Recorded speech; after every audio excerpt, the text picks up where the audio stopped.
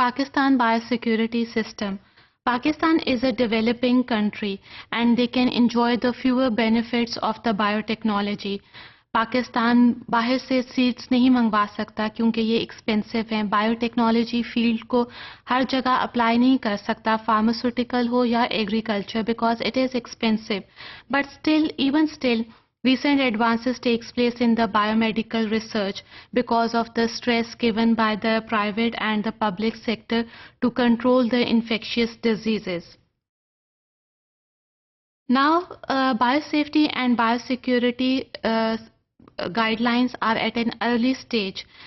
Still now biosafety policy strategies are not developed yet. Even not for the transportation of the infectious material. Pakistan is still using the guidelines of World Health Organization for the transportation of infectious material.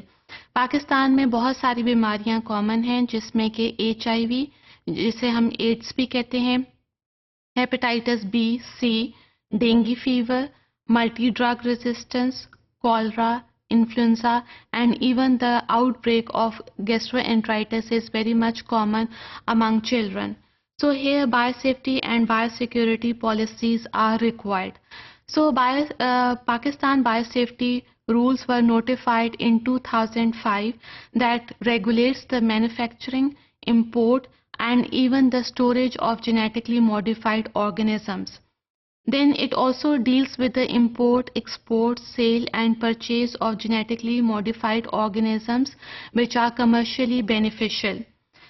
These rules also provide the guidelines for the lab work, that if the product is designed in the lab, then whether there is commercial importance of that product is there or not. But unfortunately there is a gap between the research area and the industrial zone. So because of lack of this collaboration, we cannot fully focus on this guideline. Then Pakistan biosafety rules also regulate the establishment of the procedures as well as their implementation.